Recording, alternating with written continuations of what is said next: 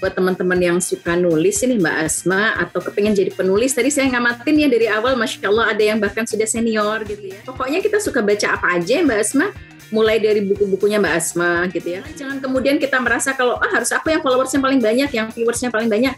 Jadi kita pasti ada inspiring something ya ketika kita banyak membaca gitu. Termasuk baca anime gitu.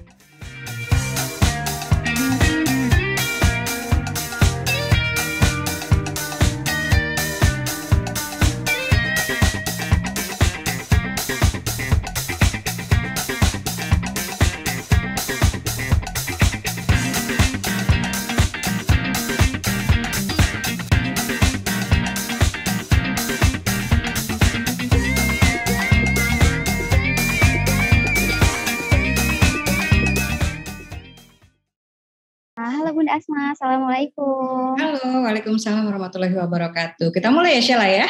Ya, boleh Bunda. Baik, Assalamualaikum warahmatullahi wabarakatuh. Alhamdulillah berjumpa lagi dengan Asma Nadia di acara Belajar dari Bintang persembahan aplikasi KBM App.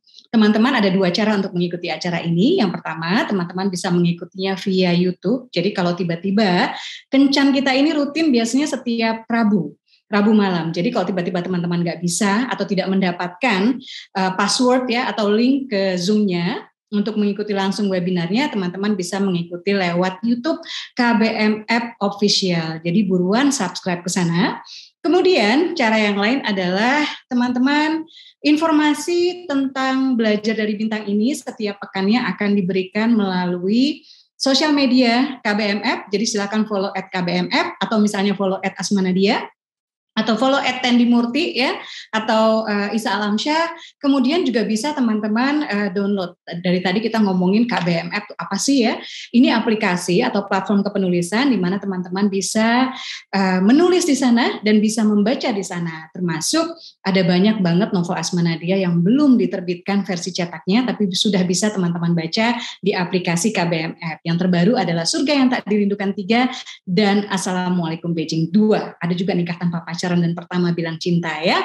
Follow Asma Nadia di KBM App untuk tips menulis gratis di sana. Hari ini kita kedatangan tamu, seorang penulis, seorang blogger, seorang penerima undangan residensi, jadi sudah ke Korea Selatan, seorang psikolog juga, dan namanya adalah Sinta Yudisia. Apakah Mbak Sinta sudah datang, Sheila? Sudah Bunda. Oh sudah ya, oke ya. Jadi Sinta Yudisia ini terkenal, saya kira puluhan bukunya sudah diterbitkan. Jadi ada non-fiksi dan fiksi. Pernah menjadi ketua Forum Lingkar Pena tahun 2013 ya Sinta ya, sampai 2017 ya. Kemudian pengalamannya luar biasa, sudah menerima banyak sekali penghargaan terkait novelnya. Dan yang paling menarik, kalau menurut saya salah satu yang paling menarik adalah bahwa betapa karya-karya yang dipilih ya, khususnya untuk novel oleh Sinta Yudisia, oleh penulis ini adalah karya-karya yang menurut saya sulit ya, terutama masalah risetnya dan pertanggungjawaban sejarahnya, karena terkait sejarah pertanggungjawabannya tuh berat gitu ya. Jadi kita akan ngobrol. Jangan lupa buat teman-teman semua, kosongkan Rabu malam. Karena setiap Rabu malam kita punya kencan ya. Kencan kita adalah Belajar dari Bintang. Teman-teman bisa mengikuti gratis. Ini workshop menulis tiap pekan gratis. Jadi sayang kalau disia-siakan ya. Baik, jangan lupa juga kita punya acara Indonesia Literacy Festival ya. Dan teman-teman yang ingin mendapatkan informasinya bisa follow @Tendimurti ya, atau follow @KBM App ya. Dan salah satu pembicaranya juga nanti selain Sinta Yudisia, ada Asma, ada Trinity, ada Mbak Helvitiana Rosa, kemudian ada Hanum Rais Salsabila, ada sutradara Guntur Suharjanto, masih banyak nama-nama keren lain. Jadi pastikan tanggal 28 Oktober sampai dengan tanggal 1 November teman-teman kosongkan ya untuk mengikuti acara itu. Dan biasanya malam ya Sheila ya. Ada program pagi tapi kebanyakan malam. Jadi nanti jadwal lengkapnya teman-teman bisa lihat ya. Baik, Sinta Yudisia, Assalamualaikum warahmatullahi wabarakatuh. Waalaikumsalam warahmatullahi wabarakatuh, Mbak Asma. Senang banget ketemu dengan teman-teman semua di sini. Masya Allah. Iya, gimana kabarnya? Sedang menulis apa, Sinta? Lagi nulis novel remaja Mbak Asma karena iya nih remaja banyak butuh ini ya, banyak butuh masukan novel-novel yang ceria tapi juga ini ya ngasih arahan ya buat mereka ya Mbak Asma ya. Dan Sinta ini juga pemerhati pop culture Korea ya. Kita nggak akan gosip tentang Sonho di sini ya. Tiba-tiba di acara belajar dari bintang ini infotainment. Iya betul. Nah, ada berita baru perkembangan di suspension ya. Apalah gitu ya. Tapi anyway latarnya awalnya kenapa sih Sinta pengen jadi penulis? Kenapa nyaman kemudian menulis? Apa hot button yang membuat tiba-tiba oke deh aku mau nulis aja gitu? Mungkin ini ya baru tahu jawabannya ketika saya malah udah jadi psikolog ya Mbak Asma. Ternyata karena saya itu orang introvert ya. Jadi orang introvert itu nggak bisa banyak punya teman, punya sih tapi nggak bisa banyak kayak orang ekstrovert. Jadi dulu bawaannya nulis di buku harian aja gitu ya. Nah akhirnya kemudian ini deh dari nulis buku harian. Dulu kan zaman kita ya Mbak Asma buku harian tuh ada yang sampai dikunci gitu kan ya. Saya punya yang ada gemboknya juga. Ya ada gemboknya gitu baru-baru ini ketahuan sama anak-anak malu banget. Nah gitu kalau pas lagi dulu zaman kita belum pakai jilbab jatuh cinta atau kemudian dimarahin guru berantem sama teman satu geng tuh tumpah di situ sehingga kemudian ketika ada musimnya majalah Anida ya yang dulu menjadi tampungan karya remaja-remaja saat itu ya udah akhirnya kemudian nulis dikit-dikit gitu kok jadi saluran introvertnya ini banget ketemu gitu ya dan akhirnya sampai sekarang deh keikut ini hobinya Mbak Asma untuk kemudian nulis buku. Karya pertama itu diterbitkan di media massa itu usia berapa atau pas kuliah, pas SMA atau gimana? Masih kuliah waktu itu sekitar usia 20-an ya. Waktu itu, waktu masih kuliah di sebuah tempat di Jurang Mau gitu. Cerpen atau gimana, Sinta? Atau novel langsung waktu itu cerita bersambung? Cerpen begitu ya, semacam cerpen itu majalahnya juga sudah wafat, sudah lama banget kan. Dulu banyak banget ya majalah-majalah yang ini ya, yang terbit kayak Anida itu kan banyak ya, gitu. Ya, ada Sabili, ada Intilak, ada apa ya Islah. Ada, sampai Pak Islah ya, gitu yang sekarang udah nggak ada. Terus apa yang menurut Sinta menyenangkan sebagai penulis? Ini ya, justru ketika kita rasanya seperti berimajinasi gitu ya Mbak Asma ya, kayak kita menjelajah waktu, menjelajah tempat, apalagi kalau belajar sejarah dan kita jadi tahu gitu ya, rasanya kita jadi ini kayak melanglang terlempar ke masa yang lalu gitu ya kalau kita belajar sejarah ya. Atau kemudian kalau ini nih enggak ini ya, kemudian tidak menjustifikasi orang-orang dengan ya mungkin sedang ada masalah psikologis enggak ya, tapi kadang-kadang memang setiap manusia itu kan kayak ada alter egonya yang lain ya Mbak Asma misalnya. Nah, dengan menulis itu kita jadi punya sosok yang bisa kita curahkan misalnya orang introvert itu kan suka nggak bisa ngomong. Tapi nanti biasanya tokohnya tuh jadi tokoh yang antagonis gitu ya. Jadi kita gitu ya mengeluarkan semua emosi kita tuh lewat tokoh itu dan akhirnya kemudian emosi kita jadi tersalurkan. Itu salah satu kelebihan dari menulis sih Mbak Asma. Jadinya makanya banyak yang bilang penulis itu awet muda ya kayak Mbak Asma ya. Itu karena amin. Udah gocap ya. Baik, kelihatan. Kalau dari segi bacaan nih, apa sih bacaan-bacaan buku-buku yang kemudian menurut kamu kayaknya penting deh buat teman-teman yang suka nulisnya untuk membaca itu? Gitu. Sebetulnya kalau buat teman-teman yang suka nulis ini Mbak Asma atau kepengen jadi penulis, tadi saya ngamatin ya dari awal, Masya Allah ada yang bahkan sudah senior gitu ya, 50 tahun gitu ya baru mulai menulis, wah nggak apa-apa itu gitu ya. Atau mungkin yang baru nulis pertama kali, pokoknya kita suka baca apa aja Mbak Asma, mulai dari buku-bukunya Mbak Asma gitu ya, kemudian buku-buku berbagai teman-teman komunitas, kemudian buku-buku teman-teman, jangan kemudian kita merasa kalau harus aku yang followersnya paling banyak, yang viewersnya paling banyak. Jadi kita ngelihat juga membaca teman-teman yang terposting karyanya di KBM Apps, kemudian di karya-karya yang lain. Dengan begitu kita belajar. Nah kemudian tidak membatasi, walaupun kita nulis fiksi, kita juga nggak membatasi untuk membaca karya-karya non fiksi, baca komik, baca cerita anak. Bahkan saya waktu majalah Bobo dulu masih ada itu saya baca juga Mbak Asma, untuk kemudian pasti ada inspiring something ya ketika kita banyak membaca gitu. Termasuk baca anime gitu ya. Baca anime, baca manga. Ya, buat teman-teman tuh ya, ini sering banget ya bukan rata-rata sih, seluruh guru kita di acara belajar dari bintang ini semua menekankan pada pentingnya membaca ya. Membaca baik karya-karya yang populer maupun karya-karya yang bagus yang insya Allah kamu bisa belajar tentang penokohan, plot, metafor atau apapun dari situ ya. Oke, Sinta, ini terkait riset ya, sejarah. Kamu menyiapkan PPT kah atau kita akan nyiapin. Saya nyiapin beberapa. Kalau gitu saya persilakan untuk Sinta membentangkan ya. Jadi khusus untuk Sinta kali ini saya benar-benar kepo ya dan benar-benar pengen teman-teman semua untuk yuk kita benar-benar khusyuk ya belajar ya. Dan katanya ada belajar itu salah satunya adalah kameranya on ya. Jadi di kameranya benar-benar kita kayak ketemu guru. Ini saya juga mau belajar sama Sinta ya. Karena ketika teman-teman meniatkan belajar, bismillah membuka hati, insya Allah yang kita serap juga akan lebih banyak. Dan kali ini nih topiknya buat saya asik ya tentang bagaimana kita menggali sejarah, bagaimana kita menggali warna lokal gitu ya. Dan saya kok pengen banget gitu ya Indonesia itu bisa seperti Korea ya Sinta ya. Dimana mereka awalnya itu memasukkan misalnya untuk kimchi ya, kimchi aja. Jadi kita semua kenal tiba-tiba dengan kimchi. Setiap dramanya ada kimchi, webtoonnya kimchi disebut gitu. Tiba-tiba sekarang kita nggak cuma tahu kimchi, kita tahu jajangmyeon, kita tahu naengmyeon, kita tahu tteokbokki gitu ya. Jadi ada hal-hal yang saya kira kuliner yang bisa diangkat dan sejarah dan lain-lain ya. Kita punya banyak banget kekayaan dan kita bisa belajar dari Sinta Yudisia malam ini. Silakan Sinta. Terima kasih Mbak Asma. Saya menyapa dulu teman-teman semuanya ya. Assalamualaikum warahmatullahi wabarakatuh. Saya punya waktu berapa banyak nih Mbak Asma? Kita sih senang-senang aja belajarnya. Gitu ya. Kalau lebih kita juga diam-diam aja biasanya. Diam-diam live group gitu ya. Jadi baik teman-teman sekalian, nanti minta tolong diingatkan ya Mbak Asma kalau misalnya aduh karena kita mama ini biasa ngobrolnya 20.000 kata nih jadinya ngerasa nggak apa-apa gitu ya, padahal yang lain sudah apa-apa gitu.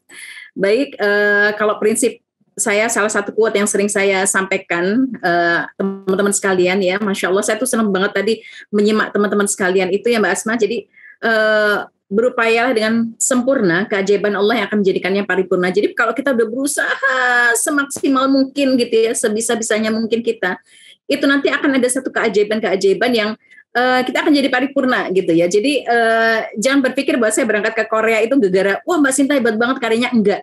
Itu ada banyak doa, ada banyak yang nanti bisa diceritakan pas tanya jawab ya. Dan insya Allah saya sering kok nge-share di blog saya gimana cara dapat residensi, dan Mbak Asma pun sering banget juga ngasih informasi terkait tentang residensi.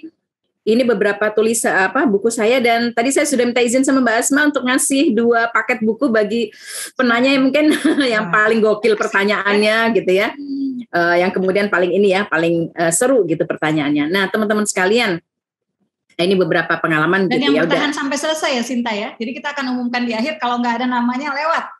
Ya baik begitu ya. Baik, ini pengalaman skip aja loh. Balik lagi sebentar. Mohon maaf ya. Nah, teman-teman sekalian, begitu ya. Kalau kemudian ngelihat beberapa setting dari karya saya, begitu sebentar kok ini ya. Mohon maaf. Kadang-kadang saya kalau ini suka error deh. Kelihatan nggak ya teman-teman? Kelihatan ya. Berikut ini cover bukunya kelihatan? Yang tadi cover buku, yang sekarang lagi Yogyakarta, Maroko, Jepang. Kok nggak ini ya? Kok nggak muncul ininya ya? Atau ada teman yang bisa bantu kah? Ini kadang-kadang kalau saya nge-share gini nih. Oke, atau saya mau kirimkan ke Asma, nanti Asma bisa kasih juga ke... Sudah tadi ke teman, tadi ke panitia. Panitia ya? Oke, panitia bisa bantu? Bro Bahrul, Sheila? Kak Sheila kali ya, gitu ya, dibantu. Sejauh ini sih masih belum ada nih Bunda. Iya kah? Tadi sudah, oke, baik, saya kirimkan ke Mbak Asma. Ini sudah ada dia, kosong yang tadi ngontak saya, gitu. Kalau enggak ke Mbak Asma ya. Karena beberapa memang ingin saya sampaikan biar lebih ini ya, biar lebih jelas buat teman-teman begitu ya. Sebentar, ini masih belum bisa ya, baik. Apakah yang slide yang berikutnya juga? Iya, kayaknya kok jadi nggak ada di saya. Oke lah, nggak apa-apa deh, nanti muncul yang lainnya. Baik teman-teman ya, supaya tidak membuang waktu teman-teman. Jadi ketika kemudian ada orang yang bilang, Mbak Sinta bikin novel tentang Jogja, reinkarnasi, Maroko, Rim, kemudian Jepang, Kuala Lumpur, Fukuoka, Korea, Sirisul, negara Mbak Sinta sudah pernah ke sana kan, gitu ya. Nanti akan saya kasih trik-triknya gitu ya, gimana kita belum pernah ke satu tempat, tapi kemudian wah orang tuh baca kayak kita sudah pernah ke sana gitu ya. Jadi ini nanti ada beberapa kok covernya yang di slide berikutnya muncul ya. Kemudian lafaz cinta misalnya, di lafaz cinta itu terakhir ada orang yang japri saya, ini aneh ya kenapa nggak bisa muncul, mohon maaf ya teman-teman. Ada yang japri, Mbak Sinta sudah pernah ke Belanda ya? Oh belum sama sekali gitu ya, belum. Moga-moga amin ya, doakan ya. Moga-moga dari peserta semua saya bisa ke Belanda, amin gitu ya, untuk banyak belajar di sana. Nah gitu ya.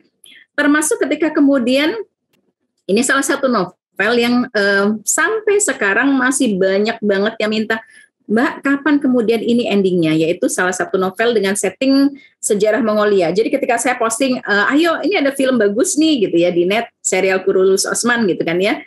Itu ada lagi yang kemudian, Mbak, kapan ini gitu ya novel terakhirnya gitu muncul begitu ya. Nah, ini serial Takudar yang settingnya Mongolia. Sampai-sampai nih teman-teman gitu ya. Ini settingnya Mongolia, Masya Allah. Ini kenapa ya? Bismillahirrahmanirrahim. Kali tadi lupa ya baca bismillah ya. Gambarnya. Oke. Nah, sebentar ya teman-teman sekalian. Saya mungkin lebih baik share ini aja deh ya. Sebentar, share ke Mbak Asma. Coba ya Mbak Asma ya. Supaya bisa ini dengan teman-teman.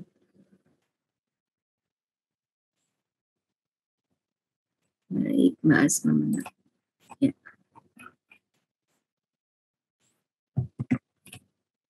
Ya, udah Mbak Asma gitu ya. Oke. Baik. Nah teman-teman sekalian sampai nih begitu ya. Ada yang membaca novel serial Takudar yang settingnya Mongolia itu sampai bilang begini.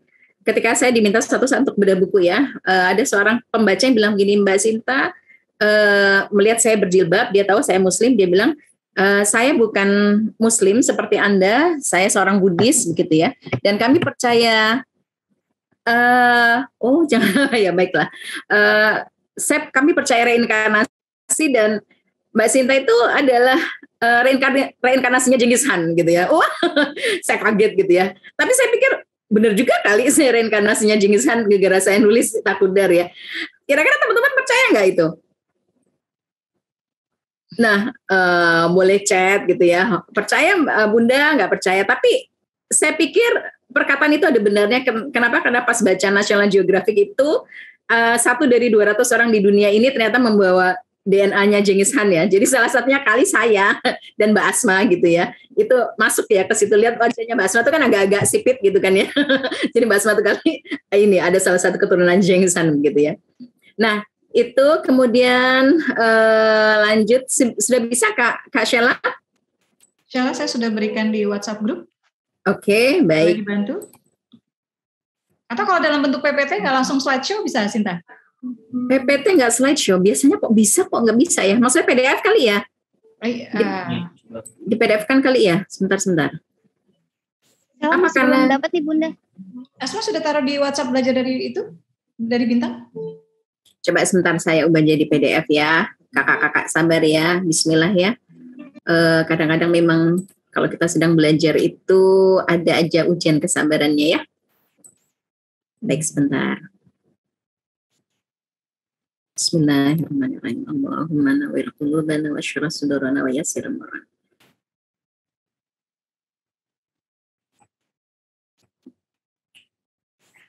Sebentar lagi ya, sedang loading. Ya, nanti sebentar masih lanjut ya. Nah, teman-teman sekalian, semoga tidak mengurangi ini ya. Nah, tidak mengurangi kehikmatan dari acara kita. Nah, kenapa sih kok nulis berlatar lokal atau sejarah? Misalnya kenapa sih nulis reinkarnasi yang budaya Jawa? Kenapa sih kemudian nulis setting Jepang atau Korea? Apa nggak capek nulis fiksi sejarah? Terus apa sih asyiknya nulis setting yang tadi kata Mbak Asma itu berat gitu ya? Nah memang kalau jadi suatu saat itu kalau sudah ini ya, sudah puas itu ya, maksudnya begini, kita membaca sebuah karya, kemudian kita kepingin banget begitu ya, bisa menulis seperti itu. Dan kemudian kita punya kesabaran untuk menggali referensi, kemudian menuliskan sedikit demi sedikit, itu insya Allah semangat itu ada untuk kemudian seperti itu. Nah ini nih nah sudah nih ya bentuk PDF-nya saya coba share ya Mbak Asma ya. Baik, nah ini dia gitu. Sudah ya teman-teman ya, kelihatan ya? Ya sudah Mbak. Sudah, baik. Nah ini yang tadi settingnya Mongolia yang saya ceritakan begitu ya. Yang dulu masih Mbak Asma yang ini jadi di LPPH namanya ya Mbak Asma ya. Lingkar Pena Publishing House. Lingkar Pena Publishing House. Nah ini kemudian saya dibilang sama reinkarnasinya Jengensa, dan kenapa sih kita nulis tema yang berat seperti itu begitu ya teman-teman sekalian. Nah ini saya ambil contoh reinkarnasi yang tadi ya, yang dia settingnya Jawa. Reinkarnasi kemudian dulunya kekuatan ketujuh kemudian direvisi jadi reinkarnasi gitu ya. Kenapa kok nulis setting itu? Yang pertama tentunya karena ada panggilan kita ingin mempertahankan budaya daerah begitu ya. Saya orang Jogja, saya pengen kalau ada orang nulis tentang budaya Jakarta gitu ya, saya pengen dong nulis budaya daerah Jogja tempat saya lahir. Kemudian ada pengalaman-pengalaman unik teman-teman ya, bin ajaib terkait satu budaya. Jadi karena saya di Jogja dan Jogja itu juga masih banyak ya nilai-nilai tradisional. Saya dulu pernah punya sahabat akrab yang dia punya garis keturunan bangsawan, dan dia bilang, Sin, aku ini kata kakekku, aku keturunan Nyi Roro Kidul gitu ya. Boleh percaya, boleh enggak gitu ya. Tapi kemudian memang ada beberapa hal-hal yang unik dari dia. Misalnya dia itu, saya sering ikut lomba saat itu, dia kalau kalah dia pasti bilang gini, Sin, kamu jangan terlalu berharap ya, kamu kali ini kalah gitu ya. Sin, aku kasih selamat, dia ngasih selamat ketika saya ikut lomba di awal. Saya tuh heran kenapa dia ini ya, dia kok bisa seperti itu. Nah dia mengakunya begitu. Saya memang masih ada garis pertalian dengan Nyi Roro Kidul. Nah itu membuat saya jadi kepengen tahu gitu ya. Dan kemudian memang ada hal isu ya yang kemudian ingin saya angkat, terutama masalah kalau di situ masalah ruqyah ya, masalah ilmu hitam. Karena keluarga kami, keluarga Jawa tradisional itu rata-rata pernah punya persinggungan dengan itu, dan saya ingin ngasih tahu itu dari konsep yang benar dalam segi agama saya gitu ya, sehingga kemudian ketika novel ini terbit ada orang-orang yang menjabri saya, Mbak Asma, yang nanyain, Mbak Sinta bisa ngobati raja enggak? Nah itu memang penulis itu kadang-kadang seperti Mbak Asma Nadia, itu pasti akan disangka bisa mengobati banyak penyakit ya, termasuk penyakit-penyakit psikis ya Mbak Asma. Mesti ada orang yang kemudian ini ya lapor gitu ya, gimana dengan pernikahan saya, gimana dengan anak saya dan seterusnya. Nah ini sekarang kalau temanya tentang Jepang gitu ya, saya ingin mengambil perspektif yang berbeda gitu ya. Kalau orang mungkin sedang membahas tema cinta atau kemudian anime manga, saya justru ingin mengambil tentang Matsuri Festival atau kemudian filosofi Jepang seperti Bitoku Fugenjiko gitu ya. Kemudian menyoroti isu commit suicide, mungkin karena basic saya adalah ilmu psikologi ya, dan bagaimana cara mengatasinya. Jadi memang itu tema yang berat, dan kadang-kadang ya Mbak Asma, ketika kita teman-teman sekalian, ketika kita nulis, itu ada pertentangan batin banget. Ini aku kalau nulis gimana ya, nanti ini jadi kayak ngajarin orang apa malah cari solusi gitu ya. Termasuk ketika reinkarnasi saya mengangkat tema santet, tema kemudian berhubungan dengan jin, itu ada orang-orang, bahkan seorang wartawan yang nanya, Mbak Sinta nggak apa-apa nulis kayak gitu, nggak diganggu. Nggak diganggu, karena memang ada beberapa orang yang ketika membaca reinkarnasi itu bilang, saya nggak berani baca itu di tempat gelap gitu ya. Ya kalau di tempat gelap nggak bisa baca gitu ya. Kemudian hantu berjubah hijau tentang Tegal, saya skip aja. Nah ini dia Mongolia begitu ya. Kenapa kemudian saya pingin banget bikin cerita sejarah Mbak Asma? Karena pingin banget ada nggak ya kisahku itu yang sosoknya itu dikenal sepanjang masa. Seperti kalau kita ingat J.R.R. Tolkien, kita pasti akan kebayang Frodo atau Sam atau Aragorn. Atau seperti kalau misalnya kita Harry Potter itu, ya Harry Potter gitu ya, atau mungkin Hermione itu ya.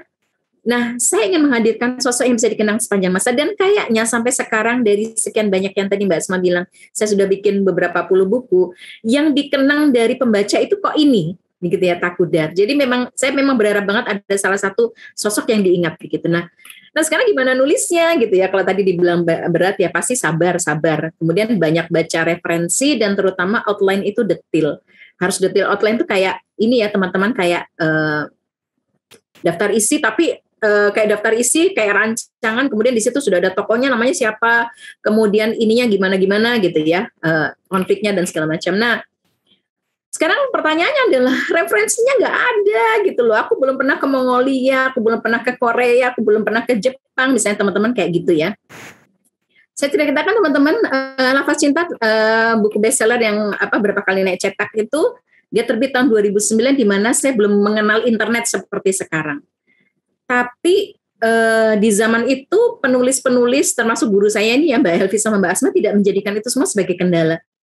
Jadi saya nggak bisa nih, saya pengen nulis tema Belanda, tapi saya nggak punya referensinya gimana caranya. Akhirnya saya cari buku-buku agenda zaman dulu ya Mbak Asma, di mana teman-teman kalau pernah baca buku agenda tahunan di 10-20 tahun yang lalu tuh depannya itu ya, misalnya ini loh adik-adik, ada konversi kurs mata uang, konversi panjang gitu ya. Salah satunya adalah di situ banyak tercantum alamat kedubes di Indonesia. Saya cari di situ, saya beli satu agenda, saya kirimin semua kedubes itu, saya kirimin surat begitu ya. Saya ketik, saya bilang saya pengen menulis tentang ini Anda gitu, negara Anda, setting Anda. Dan salah satu yang merespon paling bagus adalah kedubes Belanda. Coba deh teman-teman kayak gitu, kirimi surat kedubes gitu ya. Itu saya dikasih setumpuk buku dan akhirnya ke buku, pamflet, CD segala macam, dan akhirnya tralalala gitu ya, saya dapat bahan banyak banget. Jadi itu trik ketika kita belum pernah ke satu negara. Nah, masih juga kita berkutat pada referensinya aku nggak punya gitu kan ya.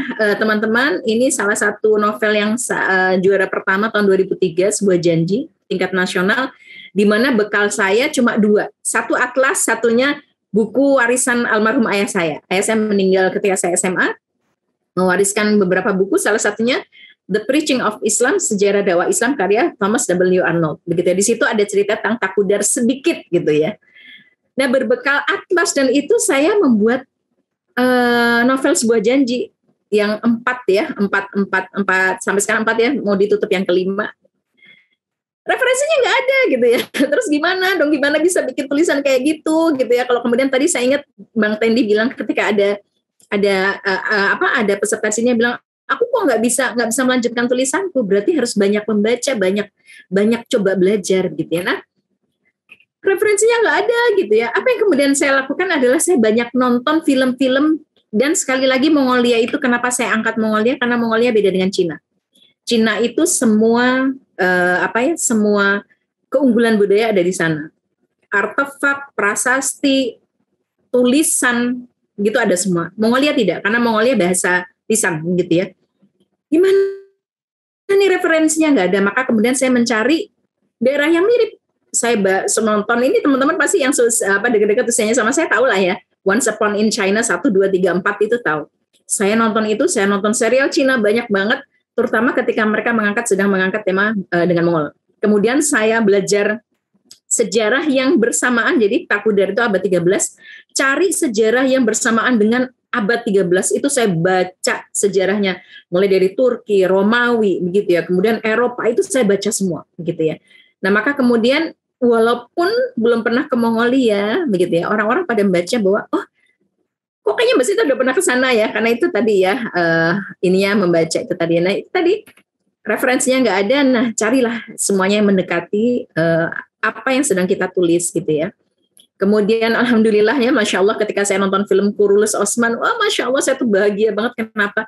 Ini Syekh Edebali yang hanya saya kenal di buku The Preaching of Islam puluhan tahun lalu, hadiah dari ayah saya sebelum meninggal gitu ya.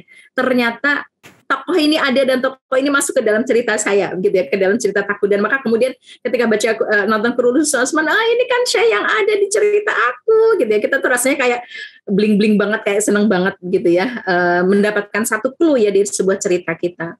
Misalnya, jadi kalau kita berat teman-teman sekalian menulis satu karya, tapi ada hal yang kemudian membuat kita excited, itu rasanya kita itu bahagia banget, walaupun itu kemudian ganjarannya tidak selalu uang ya. Gimana kalau buku kita nggak laku? Tenang teman-teman ya, Tuhan itu tidak pernah menyia-nyiakan usaha hambanya. Perjalanan menerbitkan buku ini luar biasa, tapi juga mendapatkan karya ya, mendapatkan penghargaan yang banyak begitu ya. Ditolak sana sini oleh penerbit gitu ya. Terakhir alhamdulillah bisa diterbitkan oleh LPPH ya. Kemudian saya terus belajar gitu ya, terus belajar untuk berkarya, tidak boleh kita berhenti di satu titik. Dan kuncinya adalah Siapa yang kenal gitu ya. Kita banyak membaca, banyak belajar, bikin schedule gitu ya, dan kemudian terus berusaha. Saya tidak hanya membaca novel-novelnya Mbak Asma, karya-karya Mbak Elvi, tapi saya belajar dari banyak orang, terutama yang saya baca itu adalah biografi. Karena dengan baca biografi orang, adik-adik kalau pengen tahu gimana Dan Brown gitu ya, Mbak Asma harus juga tuh nulis biografi diri Mbak Asma, karena saya yakin tuh Mbak Asma nggak semulus itu untuk jadi penulis terkenal seperti sekarang. Dan Brown itu teman-teman sekalian yang terkenal dengan novelnya Angel and Demon, Lost Symbol itu sampai ngubah namanya Daniela Brown, sampai kemudian dia jadi penyanyi, sampai dia kemudian wah udah pahit banget, dan akhirnya kemudian perjalanan dia akhirnya kemudian menghasilkan. Saya ingat ini salah satu tokoh yang saya kagumi namanya Hajime Isayama gitu ya, seorang mangaka. Bagaimana dia kemudian sekarang sih enak kita ngelihatnya, tapi perjalanan dia menjadi komikus. Pertama kali dia karyanya terbit, one shotnya dia jelek banget. Kemudian itulah perjalanannya, dia nggak boleh sama bapaknya jadi komikus. Gitu. Bayangkan Jepang itu padahal anime manga sudah seperti apa industrinya, dia nggak boleh, tapi dia tetap berjuang. Jadi itu saja teman-teman sekalian ya. Terima kasih Mbak Asma atas waktunya, setengah jam lumayan ya. Teman-teman bersabar mendengarkan cerita saya. Moga-moga itu bisa memberikan inspirasi bagaimana kemudian kita bisa cari jalan kok. Kita bisa cari jalan ketika kemudian sumber-sumber yang kita harapkan tuh nggak ada gitu. Misalnya aku nggak punya duit buat beli buku, aku nggak punya referensi, aku belum pernah ke luar negeri, itu ada banyak yang bisa kita lakukan. Nah, begitu teman-teman sekalian, terima kasih. Saya kembalikan kepada Mbak Asma gitu ya untuk kemudian memandu acara. Baik, terima kasih Sinta Yudisia. Mungkin sebelum kita buka tanya jawab ya, Sinta kalau terkait ini kasih motivasi dong atau cara mungkin untuk supaya kita bisa menghadirkan lebih banyak nuansa Indonesia dalam karya-karya kita. Ya, karena banyak banget sebetulnya yang bisa diangkat ya. Betul.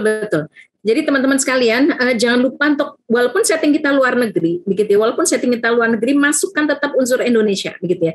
Jadi ketika saya di Korea tuh Mbak Asma, saya ditanya oleh salah satu residen di situ yang dari Amerika, Profesor Robin Kirk namanya, Sinta, apa sih sebagai orang Indonesia kok kamu nulis Polaris Kokoka apa? Kok kamu nulis Serius Soul gitu apa? Saya bilang bahwa di situ Prof, saya selalu menekankan si tokohnya itu pakai baju batik.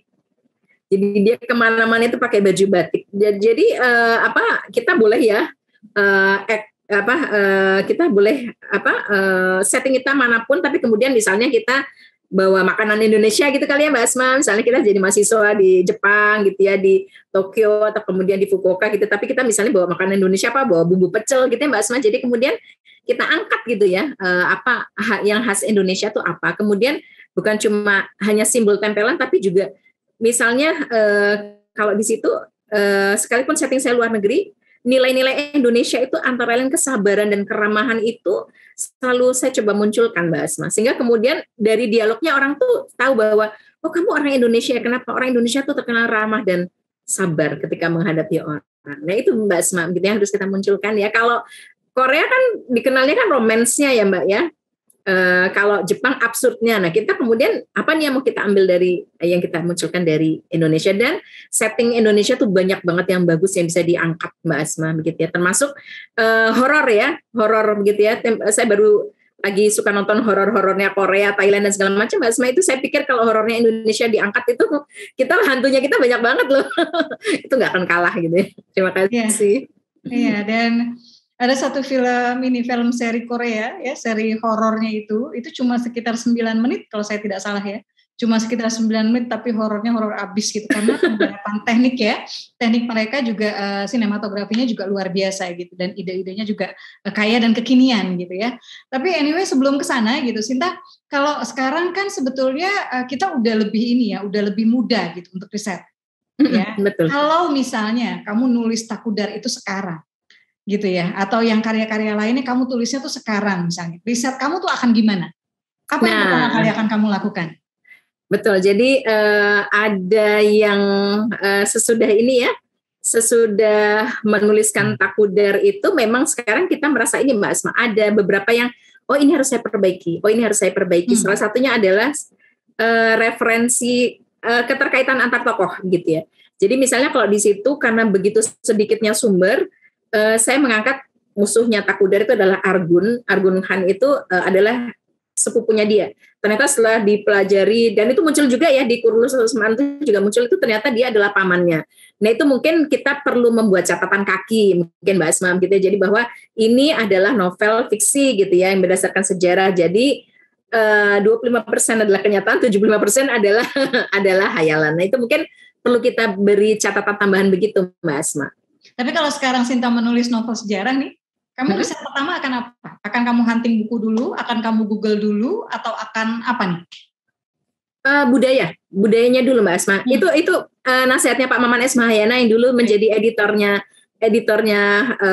Takudar ya teman-teman sekalian. Jadi Pak Maman itu ngelihat ketika membaca karya saya, beliau adalah salah satu tokoh senior, dan nanti ngisi ya Mbak ya di acara pekan lalu ngisi.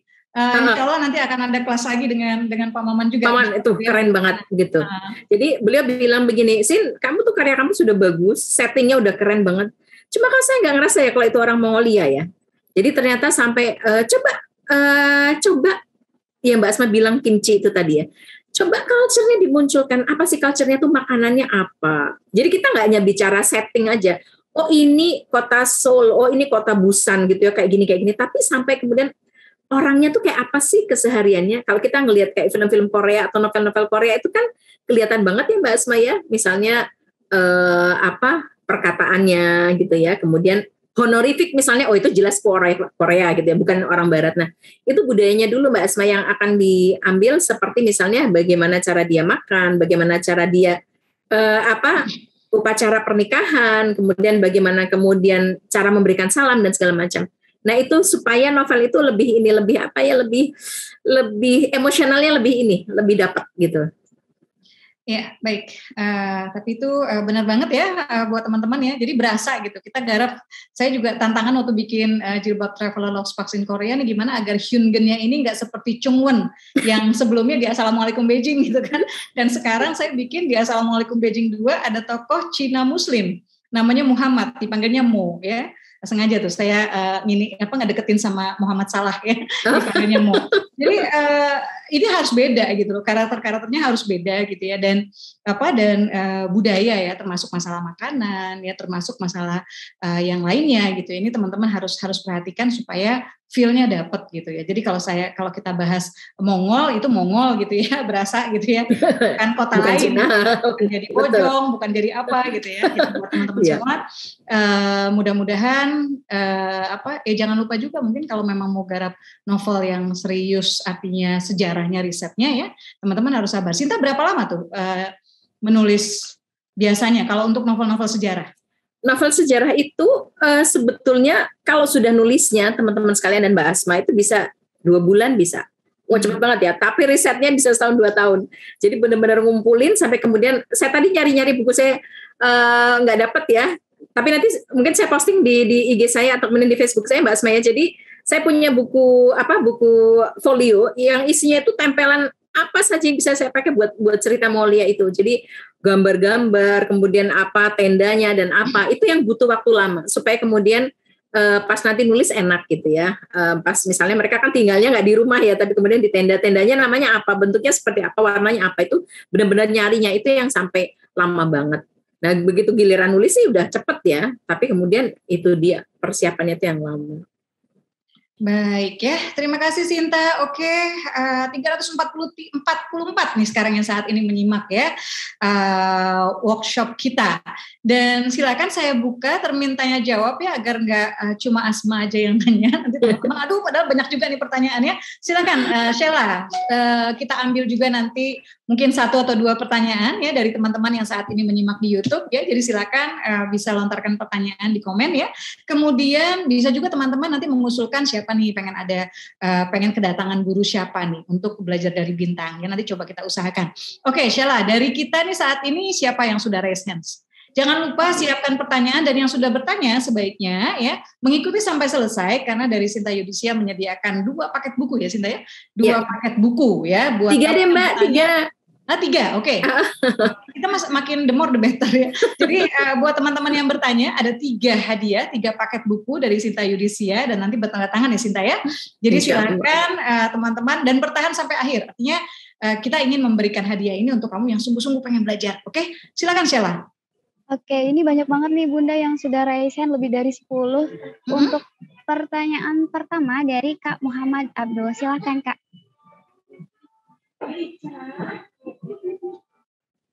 Saya mohon maaf karena waktunya agar lebih banyak yang bisa kita akomodir ya untuk pertanyaannya. Silakan sebutkan nama, asal, dan kemudian satu pertanyaan.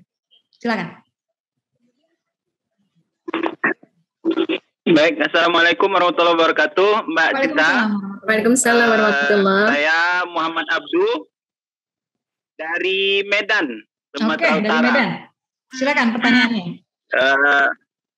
Ya, ini Mbak mau bertanya, ketika kita memasukkan unsur budaya dalam sebuah novel itu kan harus detail, artinya karena itu berkaitan dengan fakta budaya di tempat yang kita ingin tuangkan dalam cerita.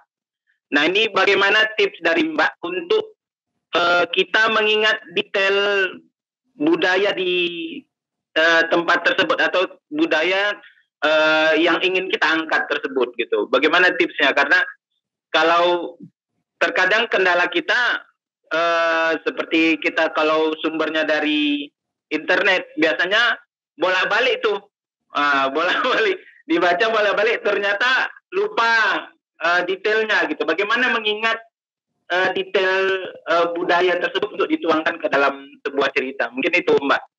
Baik, terima kasih Mas Muhammad Abdu. Bukan Mas ya, kalau di Medan tuh Bang ya kita. Bang. Muhammad Abdu. Silakan, Sinta langsung jawab. Baik, jadi teman-teman siapkan ini ya. Bagi saya sekalipun kita punya laptop secanggih apapun ROG gitu ya, tetap yang namanya catatan itu tidak boleh kita tinggalkan, karena bagi saya itu adalah kesaktian seorang penulis gitu ya. Jadi itu isinya adalah catatan-catatan, kemudian termasuk misalnya gambar-gambar gitu ya, kayak scrapbook, di mana itu akan membuat kita gampang mengingat. Jadi misalnya gini, kayak Reinkarnasi itu kan novel settingnya mistis ya. Salah satunya adalah kisah tentang seseorang yang punya keris. Nah, keris itu namanya Ki Indrajit gitu ya. Lekuknya berapa? Itu kenapa dia namanya itu, kalau kemudian nggak saya catat itu lupa. Entar nanti jadi beda gitu ya. Di awal katanya lekuknya 7, tapi di belakang 9 gitu ya. Jadinya nggak sinkron. Nah, itu butuh catatan 7. Kenapa? Karena kadang-kadang detail yang kecil-kecil seperti itu gitu ya. Itu bisa lewat. Saya pernah dikritik oleh seorang editor, Mbak Asma, waktu itu yang ketika novel sejarah juga judulnya Manusia, dia bilang begini, Mbak Sinta salah loh bikin bendera pasukannya Rasulullah gitu. Saya lupa hijau atau hitam, saya lupa gitu ya. Itu ada kemudian saya dikritik, itu kayaknya kecil loh Mbak Sinta, tapi itu sejarah loh, karena bendera Rasulullah nggak pernah warnanya hijau ya kalau nggak salah ya. Aduh, saya kok jadi lupa dengan novel itu. Nah, begitu. Jadi harus kita catat Pak siapa tadi? Pak, saya ingatnya Pak Panjaitan gitu ya belakangnya. Muhammad Abdul gitu ya. Nah, begitu. Jadi tetap pakai catatan manual, itu bagi saya penting gitu. Dan ternyata saya juga banyak ngikutin, saya sering juga ikut acara-acara dan saya jadi pembelajarnya Mbak Asma. Saya ternyata begitu juga bagi mereka yang pemenang lomba Kompas, menang lomba ini itu gitu ya, DKJ, ternyata mereka pakai catatan manual itu tetap teman-teman ya. Nah, itu kalau saya begitu ya, tips dari saya begitu teman-teman. Terima kasih. Baik ya, silakan pertanyaan berikutnya, Sheila. Ya, untuk pertanyaan berikutnya dari Mbak Nilam. Silakan Mbak. Mbak Nilam, sebutkan nama, dari mana, dan langsung satu pertanyaan. Silakan. Oke, terima kasih Bunda Asma sama Mbak Sinta juga, saya juga. Nama saya Nilam, saya dari Bogor. Pertanyaan saya satu, Mbak Sinta. Berdasarkan background Mbak seorang psikolog gitu ya, dari beberapa novel Mbak yang Mbak tulis itu, kira-kira apakah ada beberapa karakter para aktor di dalamnya, pemain di dalamnya yang sangat kental psikolognya di sana. Ada unsur-unsur psikolognya di sana yang Mbak angkat gitu. Itu. Terus dari buku itu, adakah mungkin beberapa pembaca yang menjapri Mbak bahwa novel Mbak itu bisa merilis permasalahannya misalnya? Ya, terima kasih Mbak. Iya. Terima kasih. Jadi Mbak Nilam, ada beberapa tulisan-tulisan saya termasuk novel yang belakangan ya, itu yang jelas saya masukkan unsur psikologisnya. Salah satunya Novel Rim. Novel Rim itu alhamdulillah menang IBF Award 2018. Di situ ada unsur memang writing for healing. Jadi tokohnya itu dia seorang penghafal Quran, kemudian dia sakit gitu ya, sakit. Ini based sebagian on true story gitu ya, dan tidak semua penghafal Quran kita anggap sakti ya. Artinya kemudian kalau dia kemudian hafal Quran, dia kemudian nggak akan bisa kena permasalahan psikologis apapun. Dia kemudian merasa stres banget ketika mendapati bahwa dirinya itu sakit begitu ya. Dan salah satu reliefnya adalah dengan cara ini, dengan cara menulis. Nah, dari tokoh Rim itu ternyata ada beberapa orang yang bilang bahwa memang benar begitu ya, memang benar. Kemudian menulis itu melepaskan emosi. Walaupun juga ada orang yang bilang, Mbak, ini gimana saya nulis kok jadi tambah sakit ini? Saya jadi malah kebongkar ininya saya. Nah, saya bilang, itu memang begini. Kalau sudah writing terapi dan permasalahannya sudah trauma itu bukan sekedar kita nulis novel, tapi memang ada terapinya. Dan salah satu tokoh writing terapi Mbak Intan Safitri, Mbak Asma mungkin bisa diundang suatu saat, Mbak IJ begitu ya. Iya. Terjawab insya Allah ya. Oke, saya bacakan dulu satu nih sebelum nanti Sheila mungkin ambil satu dari YouTube ya. Saya mau pertanyaan dari Ulfa Munirah, ini di chat ya, jadi saya inikan saja. Assalamualaikum warahmatullahi wabarakatuh, salam Mbak Sinta, izin bertanya.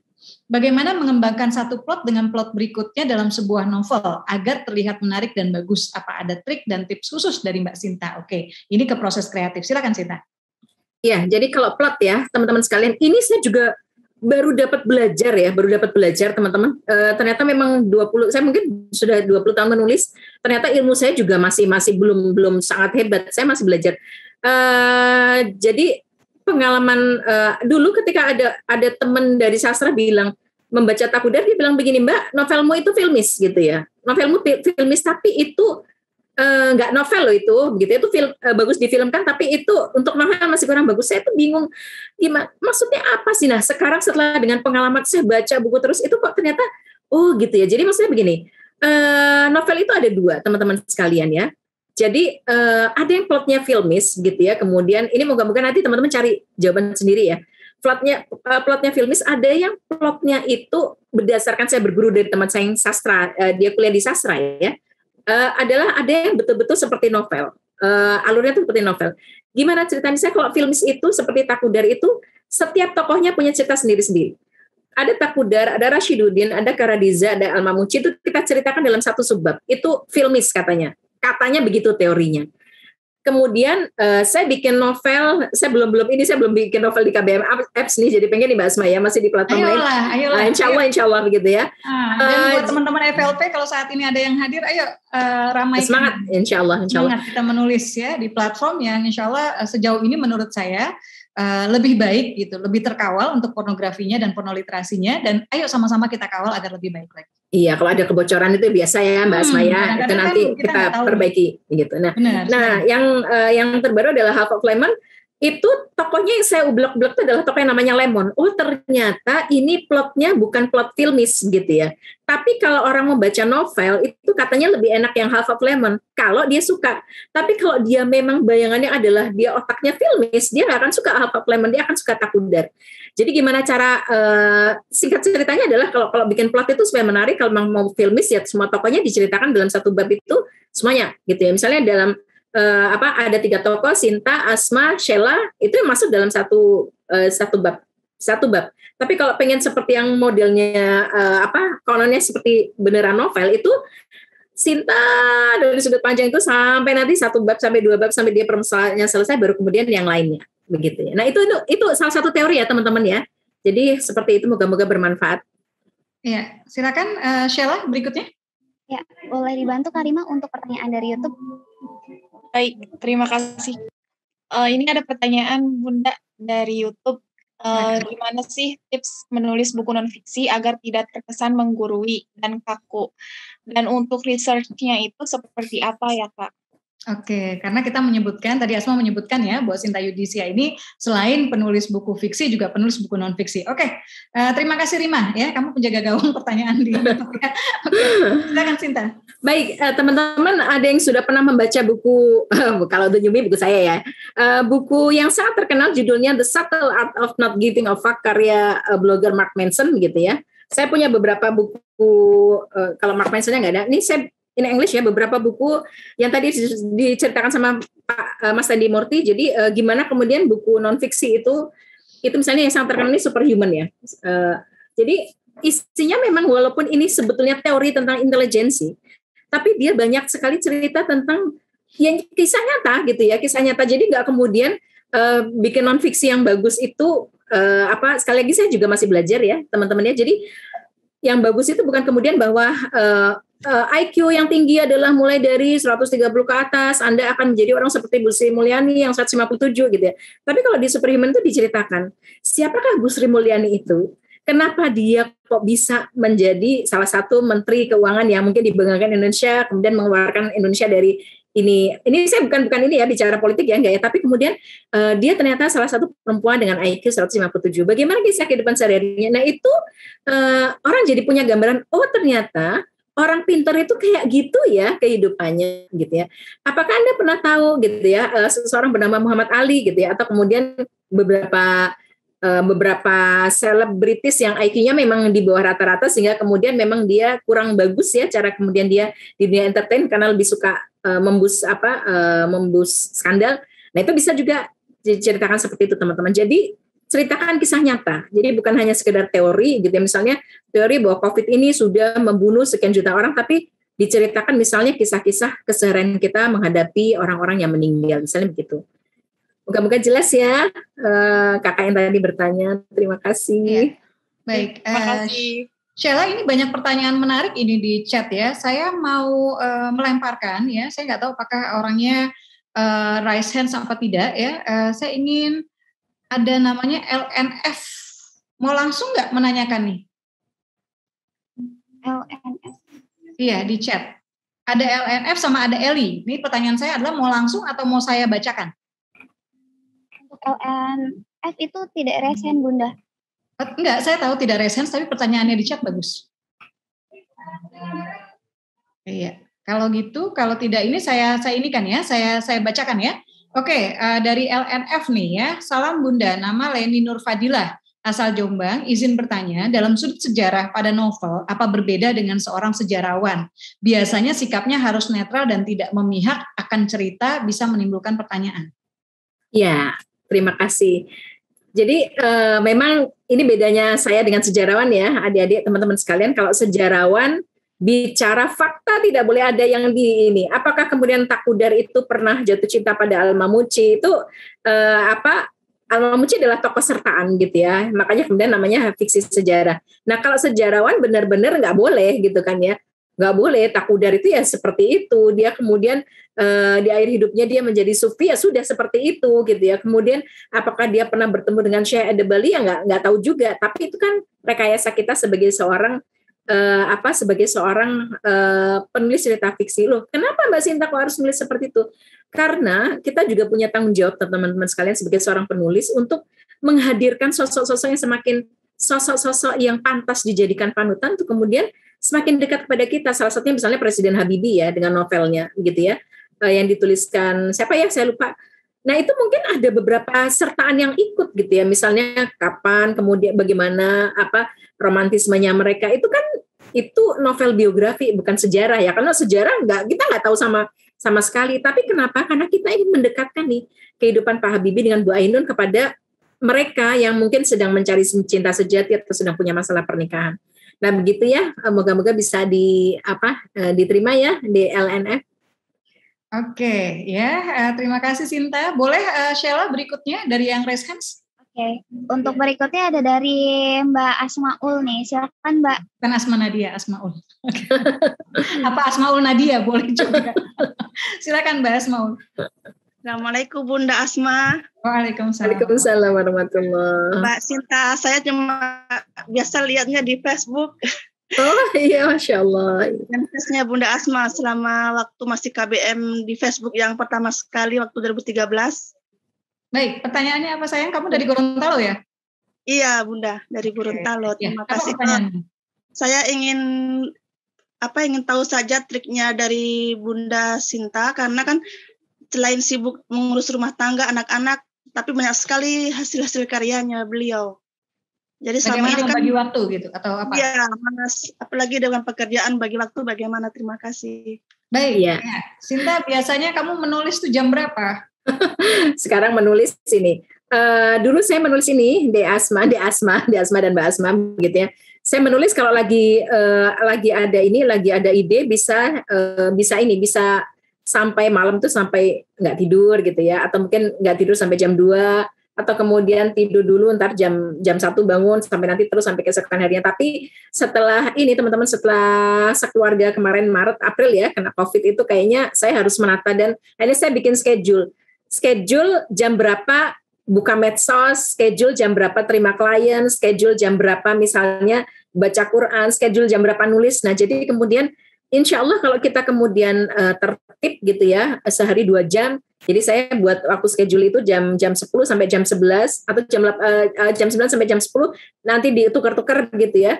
Kemudian sore hari juga 1 jam gitu. Itu insya Allah sudah cukup untuk membantu kita untuk ini punya proyek-proyek yang berkesinambungan begitu teman-teman. Baik, Sinta, ini saya izin Sheila, saya bacakan satu ya, karena menurut saya ini juga di chat nih, saya sudah tanya orangnya, katanya dibacakan saja Bunda. Oke. Dari Eli, pengen banget bisa nulis novel sejarah tokoh-tokoh nasional untuk anak SD kelas tinggi. Apa tips-tipsnya supaya novelnya menarik dan mereka jatuh cinta pada tokoh itu? Terima kasih Eli dari Tulungagung.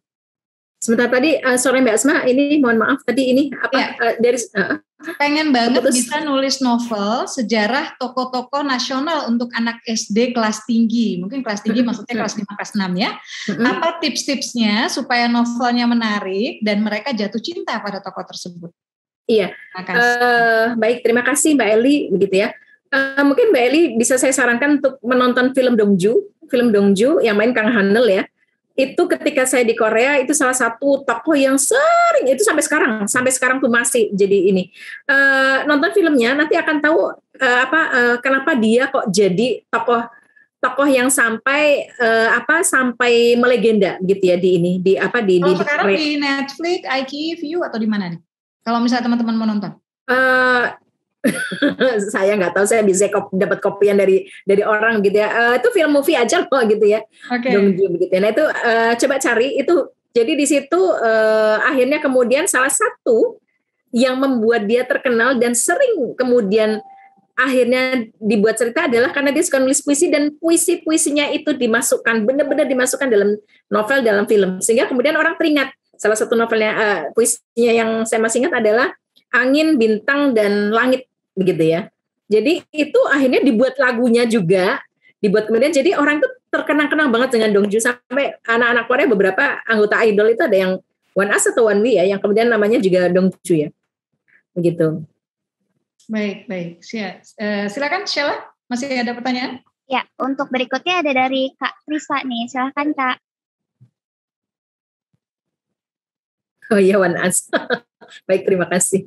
Bukan One We ya, kalau One We abangnya. Oke, Assalamualaikum Mbak Asma dan Mbak Sinta. Waalaikumsalam warahmatullahi wabarakatuh, Mbak Trisa. Gini Mbak Sinta, saya Trisa dari Bogor, mau menanyakan, misal kita mau riset tentang sejarah suatu daerah yang mau kita angkatkan ke novel kita, gitu. Jadi ketika salah satunya itu kan kita bisa dengan wawancarai masyarakat sekitar ya, Mbak. Nah, ketika kita riset tersebut ada beberapa fakta sejarah yang mungkin sedikit berbeda tentang satu hal gitu. Untuk memfilternya, untuk memilih mana yang benarnya gitu, sebenarnya sejarah yang benarnya gitu. Bagaimana Mbak Sinta? Segitu aja Mbak Sinta. Terima kasih. Baik Mbak Trisa. Jadi kalau kita bicara fiksi sejarah ya teman-teman sekalian, saya membaca beberapa referensi jurnal terkait gimana sih cara kita membuat fiksi sejarah. Jadi supaya lebih aman kita pakai sudut pandang orang level kedua. Jadi misalnya gini ya, kita menulis cerita tentang Bung Karno begitu ya, tapi sensitif kan mana cerita yang benar. Misalnya Ratnasari Dewi gitu ya, sebelumnya Bung Karno apakah pernah menikah lagi dengan orang Jepang juga, itu kan sensitif. Maka kemudian bisa dipakai orang level kedua, layer kedua, dan ini sering dipakai di film-film. Dan ini misalnya Mbak Trisa Bung Karno ceritanya pernah punya pembantu setia gitu ya. Pembantu setia. Apakah pembantu setia itu ada? Nggak perlu ada, nggak perlu beneran ada. Itu rekayasa kita. Tapi insya Allah orang nggak akan pernah mengkritik dia karena dia bukan sosok Bung Karno begitu ya. Itu di sebuah teori menulis historical fiction yang pernah saya baca. Jadi kalau masih ada keraguan-raguan, misalnya nih cerita tentang Arya Penangsang ya. Arya Penangsang itu di satu sisi mengatakan dia musuh dari Ratu Kalinyamat gitu ya. Tapi di satu sisi dia dianggap sebagai pahlawan. Nah ini kita membela mana? Ini kalau kita menjadikan Arya Penangsang musuh, kita nanti akan dimusuhi oleh sebagian orang di Jawa Tengah. Tapi kalau kemudian ini nggak benar juga gimana? Nah, kalau misalnya Mbak Trisa nggak siap kemudian karena kalau kita menulis novel sejarah pasti juga ada kritiknya gitu ya, dan kritiknya kadang pedes-pedes gitu ya. Itu buat aja layer yang kedua, misalnya kayak gitu. Misalnya dia punya keponakan atau punya pembantu setia gitu ya. Kayak misalnya kalau kita nonton di Kurulus Osman itu apakah Bamsi B, apakah Boran Alp itu beneran ada, belum tentu. Tapi kemudian dia diada-adakan juga nggak apa-apa karena kemudian dia juga dia penyerta aja, tapi dia seperti menceritakan semua keseluruhan kisah si Osman B gitu. Gitu Mbak Trisa, moga-moga ini ya bisa dipahami. Terima kasih.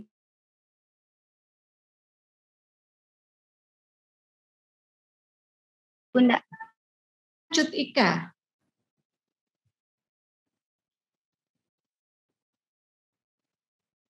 Sudah siapkah Mbak Cut Ika?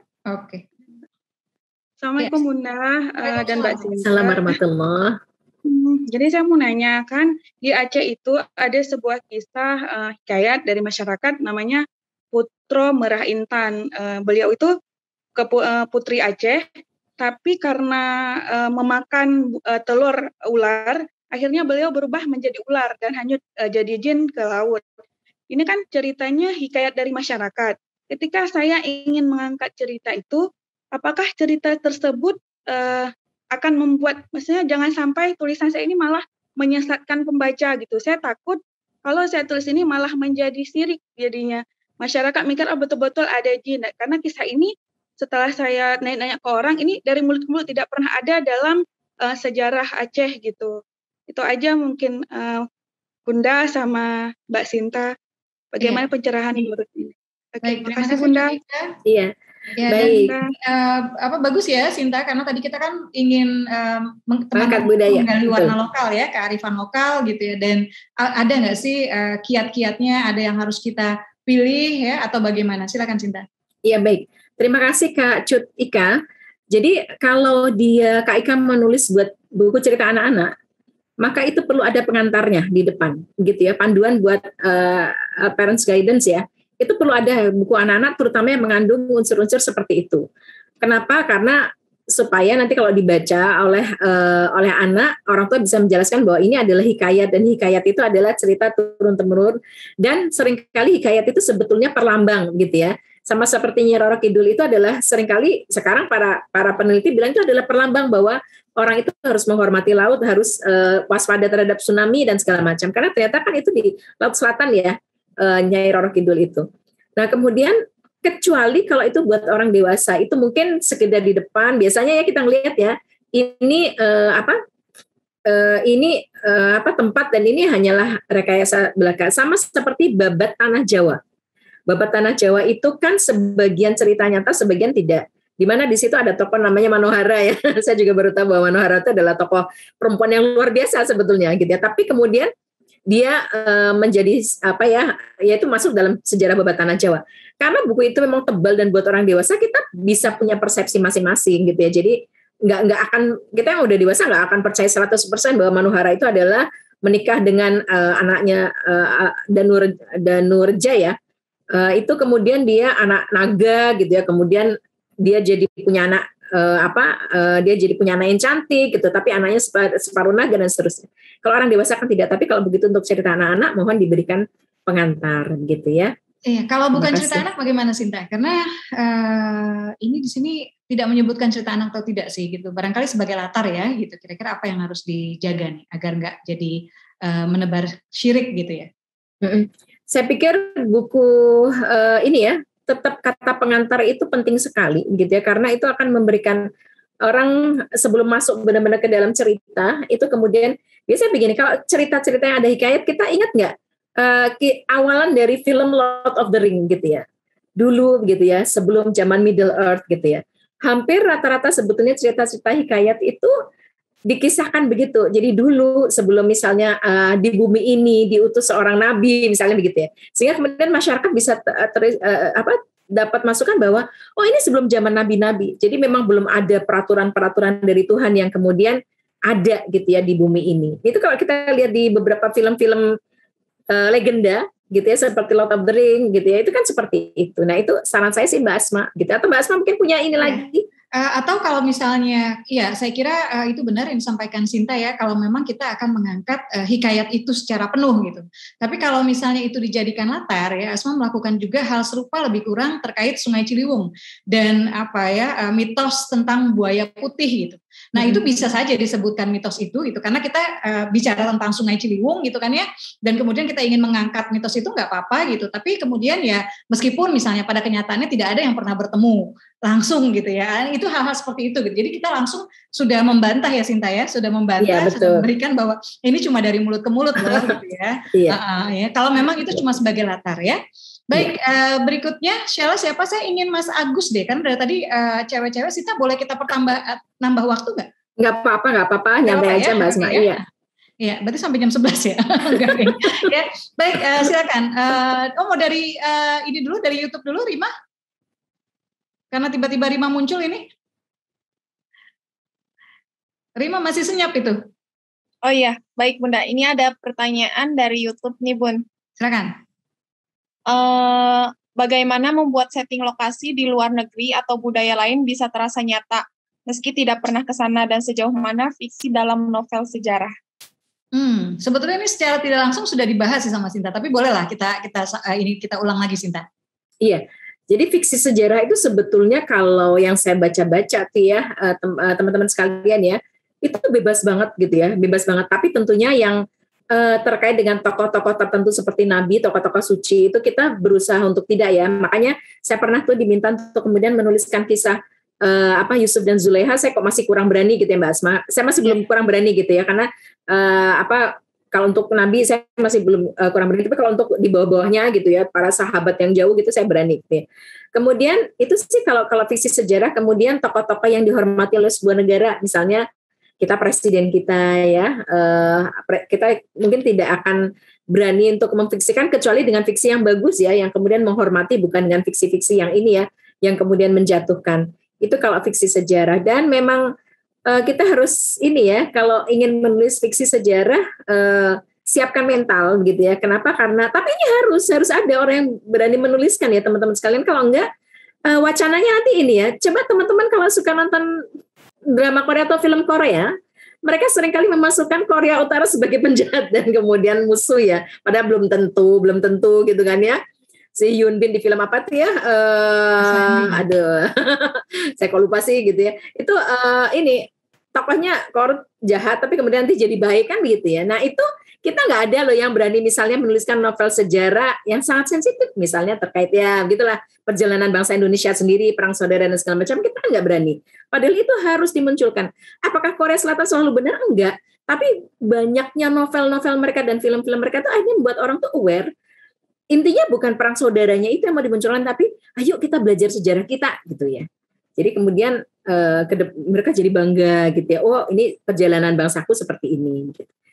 Gitu ya, Kak tadi yang bertanya. Menyambung ya. Terima kasih Sinta. Ini mungkin menyambung ya. Tadi ada yang bertanya di ruang percakapan tentang kontroversi. Kita menulis ya. Nah, bagaimana nih kita menulis baik fiksi atau non fiksi, di mana ide yang kita tuangkan itu terkadang jadi kontroversi di tengah masyarakat. Ada tips khusus kah? Iya. Jadi kalau memang kurang berani begitu ya. Saya sendiri juga terkait Takudar itu ada kontroversi yang tajam ya, karena dia salah satu kaisar Mongolia Muslim, padahal sejarahnya Mongolia itu adalah pembasmi bangsa-bangsa begitu kan ya. Nah, itu pasti ada kontroversi yang nanti akan muncul begitu ya, yang menerima apakah dia saya ingat jangan Takudar lah. Saya ingat saya baca kisah Taj Mahal karya John Shores gitu ya. Itu salah satu novel yang saya suka banget. Tapi begitu ya, itu tadi ya teman-teman, kalau memang kita sebetulnya bukan hanya novel sejarah, semua novel pun Mbak Asma pun paling sudah kenyang kritikan juga ya. Ketika kita menghasilkan sebuah karya itu harus siap dikritik begitu ya. Seperti tadi kata Mas Tendi ya, berarti dengan mengkritik orang baca karya kita harus siap itu ya. Di John Shores itu misalnya di Taj Mahal diceritakan Aurangzeb itu ganas, sadis banget. Padahal dalam sejarah yang berseberangan, Aurangzeb itu adalah orang yang benar-benar tertib ingin menegakkan saat itu syariat Islam ya, gitu ya, di bumi ini dinasti Mughal gitu ya. Jadi itu masih ada kontroversi ketika nanti ketika baca John Shores ini, aku jadi pengen dia bikin novel tentang Aurangzeb. Aurangzeb memang masih punya darah Mongol ya teman-teman sekalian gitu ya. Jadi pengen gitu ya, tapi pasti akan menimbulkan kontroversi, ya nggak apa-apa gitu ya. Yang namanya Mbak Asma ketika bikin novel catatan hati seorang istri pasti juga ada yang protes, ada yang pro gitu ya Mbak Asma ya, pasti ada yang kritik. Para suami melarang istrinya untuk baca bukunya. Katanya istrinya jadi pada paranoid katanya. Tapi para istri berterima kasih kisah mereka dihadirkannya. Iya betul. Ya baik Sinta, tadi itu benar ya, dan buat teman-teman yang selama ini sebetulnya gemas ya dengan terutama terkait distorsi sejarah yang tadi Sinta sebutkan ya. Justru berarti kita harus lebih banyak nih yang meluruskan gitu. Dan saya ketika traveling itu menemukan ternyata banyak kisah yang kalau misalnya versi Rusianya gitu ya, tokoh ini jahat gitu. Padahal tokoh ini adalah tokoh yang misalnya seorang raja, seorang penguasa yang sangat khidmat kepada gurunya, kepada ustadz. Jadi saking khidmatnya sampai kuburan dia itu, dia tidak, walaupun dia raja, dia tidak menaruh kuburan dia itu di depan kuburan gurunya. Dia minta kuburan itu kepalanya dia itu ada di bawah kaki, letak posisi jenazah makam gurunya gitu. Jadi saking hormatnya sama guru. Tapi kalau versi Rusia gitu. Nah, kebetulan yang kemarin tuh guide-nya muslimnya. Jadi benar-benar ya sebenarnya ini begini. Tapi versi Rusianya itu digambarkan dia itu kejam. Sinta pasti tahu lah ya kalau disebutkan. Digambarkan dia itu kejam, suka majang menggal kepala, kemudian kepalanya ditaruh gitu ya di pagar dan sebagainya. Jadi ini kita membutuhkan lebih banyak lagi nih pejuang-pejuang pena untuk meluruskan, untuk riset ya. Kemudian jika benar itu sebuah distorsi ya, sebuah penyimpangan sejarah, kita perlu lebih banyak penulis yang mau berkhidmat ke arah ini, kita luruskan sehingga generasi masa depan kita tidak perlu menjadi orang-orang yang juga terjebak gitu loh dalam persepsi yang salah gitu terkait ini. Gitu ya Sinta ya? Iya, betul Mbak Asma. Iya. Iya. Ini ada pertanyaan. Rima tiba-tiba muncul berarti YouTube. Baik Bunda. Ini ada banyak sekali yang raise hand nih Bun. Mungkin bisa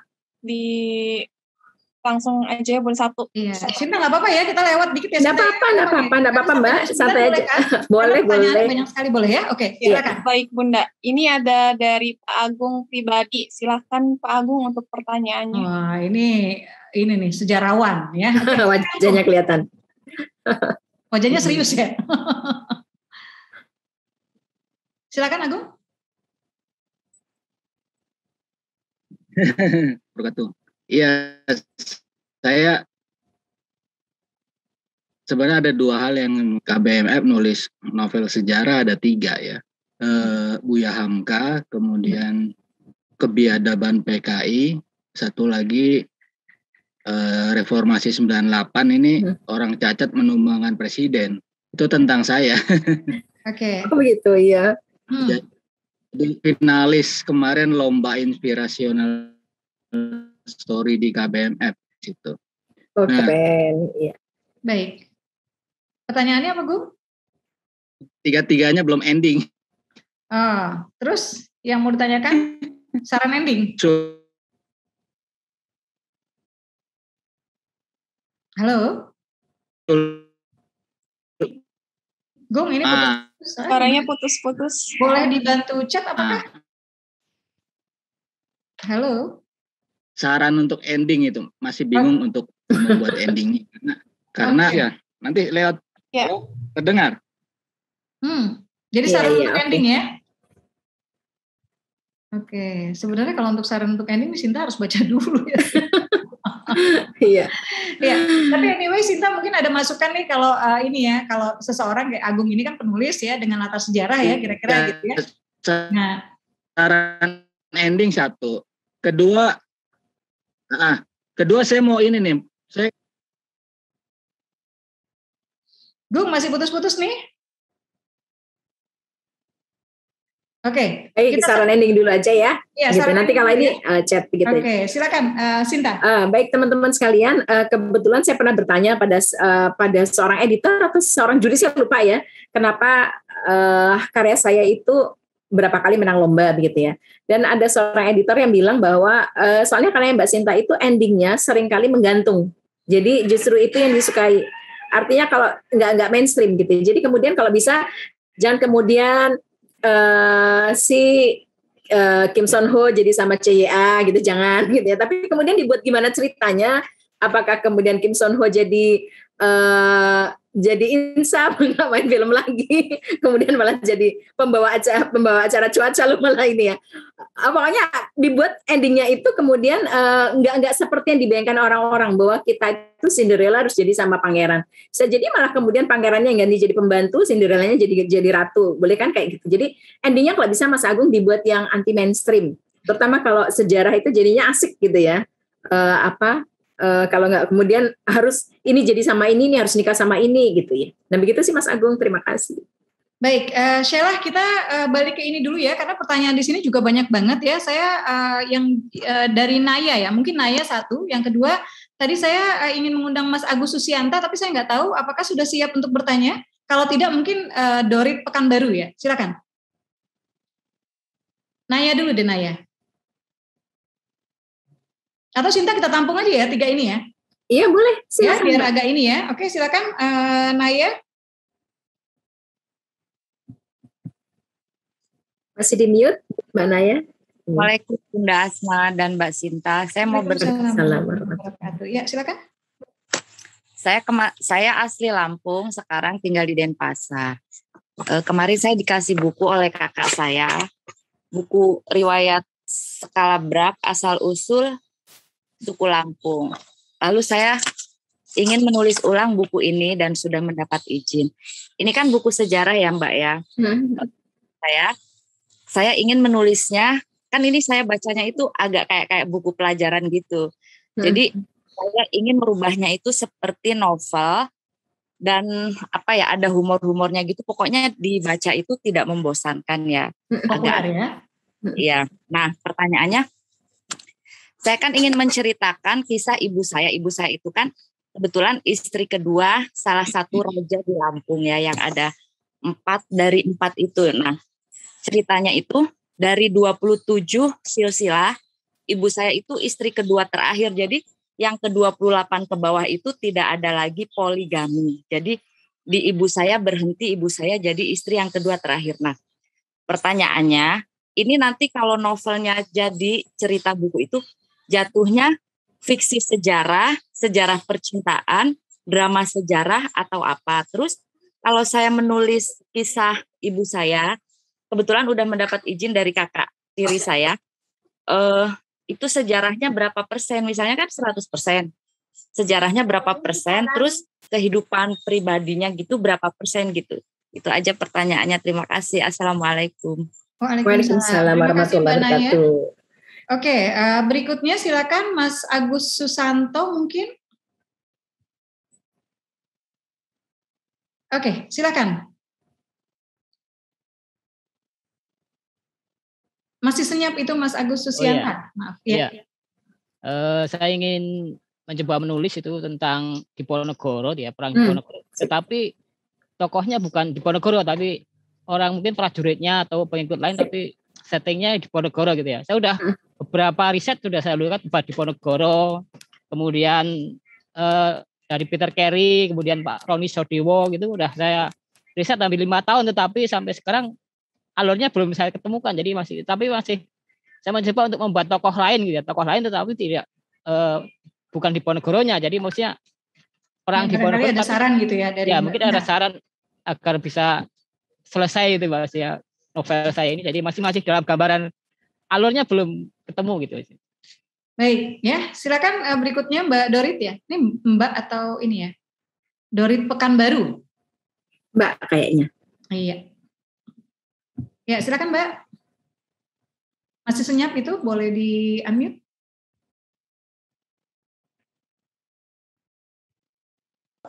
Halo? Oke, siap. Terima kasih kesempatannya. Saya Dorit dari Pekanbaru. Pertanyaannya adalah, kenapa ya kadang saya itu masih ragu-ragu dalam artian, kan kalau misalnya Mbak Sinta Yudisya latar belakangnya psikolog gitu.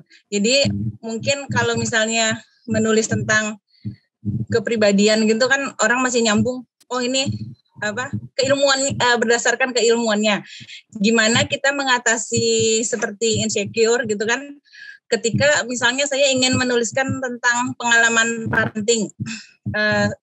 Kebetulan Allah udah menitipkan saya 4 orang anak gitu kan. Saya ada ketakutan misalnya saya ingin menuliskan tentang ya lika-liku mendidik 4 anak ini kan, nanti saya khawatir ada ketakutan misalnya anaknya aja belum berhasil, ini udah menulis ini gitu. Baik, jadi bagaimana mengatasi perasaan ketakutan itu ya? Ya, dan saya tidak punya juga latar belakang psikolog, tapi saya tertarik ingin menulis seperti itu gitu. Itu gimana cara untuk bisa menuntaskan rasa ingin ide untuk menulis tentang parenting itu dari berdasarkan pengalaman gitu, walaupun kita belum bisa melihat anak kita ini berhasil atau apakah ada capaian berhasil untuk true story itu, apakah ada capaian berhasil di titik mana baru kita bisa menuliskan bahwa itu terbukti gitu. Demikian. Siap Mbak Dorit, terima kasih ya. Sinta, 3 pertanyaan. Baik, terima kasih Mbak Asma. Ya, moga-moga bisa memuaskan semuanya. Yang pertama tadi tentang berapa persen begitu ya? Bunda Naya novel populer gitu kan ya? Dari berdasarkan kisah keluarganya begitu ya. Betul. Karena ini bukan ilmu eksakta begitu Bunda Naya, jadi tidak harus kemudian sejarahnya 90% begitu kan ya. Kemudian ini fiksinya 10%, bahkan dengan fiksi dengan sejarahnya hanya 10% pun nggak masalah begitu ya. Karena ini namanya fiksi sejarah. Apalagi kalau tadi yang misalnya drama sejarah berarti kan kemudian lebih banyak dramanya gitu kan ya. Romans sejarah berarti lebih banyak kisah cinta misalnya dari sang ibu yang keturunan ke-28 ya, apa ke-27 tadi ya. 27 ya. Kemudian dengan ayah. Jadi tidak ada persentase yang ini begitu ya. Asal kemudian di depan memang diceritakan ya based on true story atau kemudian berdasarkan kisah nyata. Kalau kita nonton film, baca novel itu kan nggak semuanya kemudian benar-benar itu data yang tersaji itu benar-benar ini begitu ya, karena itu adalah benar-benar nyata begitu ya. Tapi tokohnya pernah ada gitu ya, tokohnya pernah ada. Misalnya akan buat novel sejarah Sinta Yudisya gitu ya. Sinta Yudisya pernah ada gitu kan ya, tinggal di Surabaya saat ini gitu ya, menikah dengan 4 orang anak. Kemudian apakah nanti akan ada orang yang buat novelnya itu misalnya aku pengen lebih detail, 2 anaknya laki-laki, 2 anaknya perempuan. Kemudian nanti usianya berapa, itu silakan aja gitu direkayasa. Kalau kemudian namanya novel sejarah, fiksi sejarah ya, nggak mesti harus sama. Karena orang kan nggak butuh itu. Mungkin yang mau ditampilkan adalah kisah bagaimana punya 4 orang anak, bukan kemudian detail sejarahnya. Kecuali kalau kita akan buat fiksi sejarah bertemakan misalnya peperangan, di mana itu mungkin tanggalnya gitu ya, tanggalnya mungkin harus dibuat mirip-mirip, misalnya kayak serangan umum 1 Maret gitu ya, itu kan nggak bisa diubah lagi gitu kan ya. Kemudian tempatnya itu di mana, di Jogja, itu kan nggak bisa diubah lagi, tapi tentang siapa aja yang terlibat di dalamnya itu kan nggak apa-apa, kemudian direkayasa gitu ya. Nah begitu ya Mbak Naya, moga-moga bermanfaat. Baik. Kemudian Mas Agus, tentang ini risetnya udah 5 tahun nih. Masya Allah, keren Mas Agus. Di Ponorogo ya? Iya, di Ponorogo itu salah satu tokoh yang novel sejarahnya harus banyak. Nggak cuma Mas Agus saja, tapi harus banyak orang yang nulis. Teman-teman KBM di sini juga harus banyak nulis. Nah kemudian apa yang menarik adalah karena kita pembaca Indonesia gitu ya, itu suka dengan yang romance ya Mbak Asma. Jadi mohon disisipkan ya, sama seperti ketika kita nonton film Sang Pencerah atau kemudian Sang Kiai, itu kan ada romansanya ya. Jadi orang Indonesia ini belum bisa murni kayak teman-teman kalau nonton film sejarahnya Korea yang judulnya Taegugi My Way, itu murni banget persaudaraan, murni banget kisah anak dengan ibu, peperangan ya, tentunya 80% berisi peperangan, sisanya adalah romansa kakak adik, romansa persahabatan, romansa dengan ibu. Indonesia kayaknya masih belum bisa kayak gitu. Jadi harus ada romansa-romansa. Kita ini masih butuh masih butuh pengalian. Jadi kalau bisa nanti ketika kisah di Ponorogo muncul itu ada romansanya yang antara si prajurit itu dengan putri siapa itu dimunculkan gitu ya. Itu kemudian yang ketiga satu lagi. Sinta, mungkin agar ketemu plotnya barangkali membuat sinopsis dulu, Mas Agus. Iya betul. Agar jelas dulu gitu ya arahnya mau kemana ya Sinta gitu. Setelah itu plotnya bisa mengikuti gitu. Tapi kalau kita masih ngawang-ngawang memang masih sulit nantinya menemukan plot dan lain-lain. Baik Sinta, yang ketiga tadi tentang seorang ini Bunda ya Mbak. Iya betul. Pengalaman tapi ragu gitu. Siapa gitu ya? Psikolog bukan gitu kan? Mbak Dorit, saya punya ada teman seorang ibu yang keren banget dia. Jadi dia menulis buku tentang bagaimana dia mendorong anaknya untuk sunat. Itu buku yang tidak perlu seorang psikolog, tapi seorang ibu yang berpengalaman, kan dia menceritakan banget. Buku itu memang dia hadiahkan untuk anaknya dan akan dia bagikan, dia self publishingnya dia bagikan kepada teman-teman SD yang masih takut buat sunat. Lihat, itu kan amal jariah banget ya, bagus banget gitu ya, dan mengajarkan para ibu untuk kemudian itu hal yang sangat aplikatif dan butuh orang-orang seperti Bunda Dorit yang nulis, dan nggak harus psikolog gitu ya, karena banyak banget di lapangan itu kita temui, misalnya tempo hari ini justru ada satu sekolah tuh keren banget gitu ya di Jogja, itu yang dia bikin buku barengan antologi gimana mendidik anaknya, orang tua yang sama sekali nggak pernah didik anaknya, tapi gara pandemi akhirnya jadi belajar. Itu kisah yang keren banget. Kenapa? Mereka para orang tua ini akhirnya jadi belajar matematika lagi, belajar ini lucu-lucu lah gitu ya, antara sambil jualan sambil ini, kemudian nggak bisa makan tapi tetap harus beli kuota gitu kan ya. Itu lucu-lucu pokoknya, karena habis di PHK nggak bisa beli ini, tapi pokoknya cari duit pinjaman itu bukan cuma ya maksudnya beli kuota, beli HP yang bagus karena itu yang dibutuhkan buat anak-anaknya. Itu saya pikir sangat berharga Bunda Dorit gitu ya. Dan jangan khawatir, seringkali cerita-cerita kayak gitu tuh malah booming di pasaran. Kenapa? Karena itu biasalah Bunda Sinta bercerita tentang anaknya, dia kan udah punya ilmu psikologi. Tapi justru orang-orang kayak Bunda Dorit yang, ini gimana ya Bunda, ini dia nggak punya pengalaman sama sekali, tapi kok bisa ya mendorong anaknya untuk kemudian masuk pesantren misalnya gitu ya, atau kemudian ini bisa anaknya bisa mandiri gitu ya, bisa jualan dini gitu ya, bisa menghasilkan finansial mandiri gitu. Itu tuh bagus banget Bunda Dorit. Jadi jangan khawatir, banyak orang-orang yang menuliskan pengalamannya mendidik anak, tapi dia nggak punya latar belakang pendidikan ataupun psikologi. Ya. Terima kasih Mbak Dorit. Ya. Terima kasih Sinta ya. Buat Mbak Dorit, saya juga mengalami dilema ini ketika nulis jangan jadi muslimah nyebelin ya. Sementara saya juga merasa, makanya saya bikin pengakuan dulu di awal. Dan ini mungkin Mbak Dorit juga bisa membuat pengakuan di awal ya Sinta ya. Bahwa saya menulis ini bukan karena saya ibu paling sempurna gitu kan ya, atau nggak pernah ini gitu, tapi barangkali sedikit upaya berbagi sederhana ini gitu. Kalau di jangan jadi muslimah nyebelin, insya Allah juga akan diterbitkan kembali oleh penerbit Republika. Itu Asma nanti menambahkan muslimah nyebelin di media sosial, karena dulu sebelumnya nggak ada nggak ada ya pandemi gitu ya. Jadi buat teman-teman nggak apa-apa ya, niatkan saja, ini ikhtiar berbagi, dan kemudian kalau memang kita khawatir kita masih banyak kekurangan, bikin pengakuan dosa atau pengakuan di awal gitu ya, bahwa kita pengen nulis tentang ikhlas gitu, karena kita tertarik nih dengan ikhlas, tapi kita juga seseorang yang mungkin ikhlasnya masih jatuh bangun ya Sinta ya. Nah itu kita bisa bikin biar lebih semacam ajakan gitu. Oke, sama-sama memurnikan keikhlasan.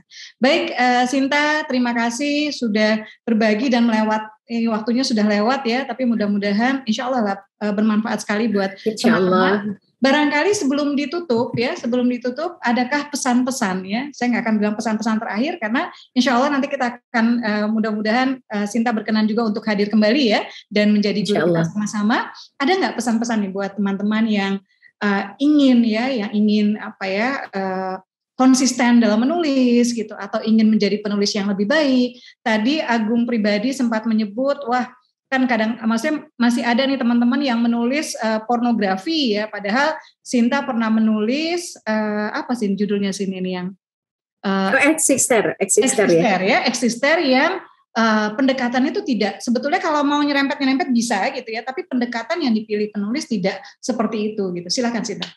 Ya baik teman-teman sekalian. Jadi sebetulnya kita bisa kalau tadi ya terkait komentar saya terakhir terkait dengan yang disampaikan oleh Mbak Asma. Jadi ada banyak kisah sensitif itu yang bisa disampaikan dengan cara-cara yang indah dan baik begitu ya. Salah satunya misalnya kisah tentang perselingkuhan, kemudian tentang prostitusi di Eksister, kemudian mungkin tentang MBA gitu ya. Kenapa? Karena kita ingin mengangkat itu supaya menjadi peringatan bagi orang. tidak perlu adegan ranjang yang dimunculkan. Bacalah buku-buku seperti karya Gadis Berbunga Kamelia, karya Alexander Dumas Jr., Harafish, karya Najib Mahfuz, itu yang beberapa babnya itu berisi tentang perselingkuhan, tapi kemudian bisa menyajikan dengan sangat apik bahwa persoalan ranjang itu tidak harus diceritakan secara vulgar, tapi tetap dapat esensinya bahwa oh itu adalah orang berselingkuh dan ini balasannya seperti itu. Nah itu kalau berdasarkan Mbak Asma, dan jangan lupa teman-teman sekalian, luruskan niat, terus berusaha, ingat bahwa Allah itu tidak pernah tidak pernah Tuhan, tidak pernah kemudian tidak melihat perjuangan kita. Saya pernah menulis itu ya Allah bayarlah aku, itu di Facebook, di blog saya juga ada. Jadi semua yang sudah teman-teman upayakan di kelas ini, di kelas KBMF kayaknya belum ada hasilnya, tunggu aja. Setahun, 2 tahun, memang harus sabar. Nanti suatu saat pasti ada hadiah dari Allah yang kita nggak tahu bentuknya apa, tapi pasti ada, begitu ya, pasti ada, yakin deh, yakin. Nah begitu Mbak Asma, moga-moga ini ya, moga-moga memberikan semangat bagi teman-teman untuk terus berjuang dan berkarya untuk bisa seperti Mbak Asma Nadia atau bahkan bisa lebih bagus lagi insya Allah. Ya, insya Allah juga mereka teman-teman bisa seperti Sinta Yudisia ya, bisa seperti mudah-mudahan juga diberikan kesabaran tadi ya. Kita butuh lebih banyak lagi penulis-penulis seperti Sinta ya, yang mau nih mengangkat ya dan meluruskan distorsi sejarah ya.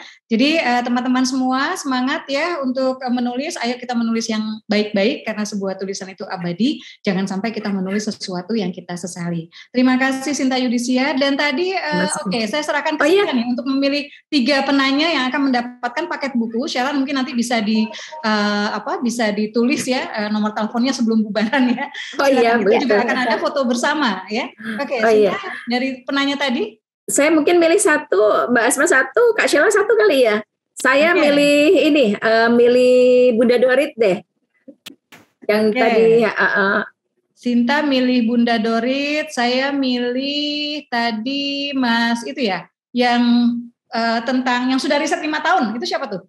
Mas Agus ya? Ya, Mas Agus, oke. Ya, Mas Agus, oke. Sheila milih? Oke, kalau dari Sheila pilih ini, Mas Muhammad Adu. Oke. Oh iya, yang tadi Panjaitan tadi ya. Oh iya. Ya, jadi 3 yang disebutkan tadi masih ada orangnya semua? Nanti saya cek dulu ya Bunda. Iya, siap ya. Baik, saya kira itu. Terima kasih semuanya sudah bertahan ya. Mohon maaf ini kalau buat saya sih kalau ilmu mengalir saya diam-diam aja. Saya pura-pura nggak tahu ya, nggak tahu jamnya. Jadi mudah-mudahan bermanfaat insya Allah ya. Dan sampai jumpa di acara. Saya nggak tahu kita Rabu depan ada nggak tuh belajar dari bintang atau kita Indonesia Literasi Festival. Ya nanti teman-teman lihat pengumumannya ya, lihat pengumumannya nanti dan jangan lupa untuk bergabung di acara Indonesia Literasi Festival. Nanti Sinta Yudisia juga akan berbagi di sana ya dan ada banyak pembicara-pembicara keren di sana. Ada awarding juga ya untuk tokoh pejuang pena kita.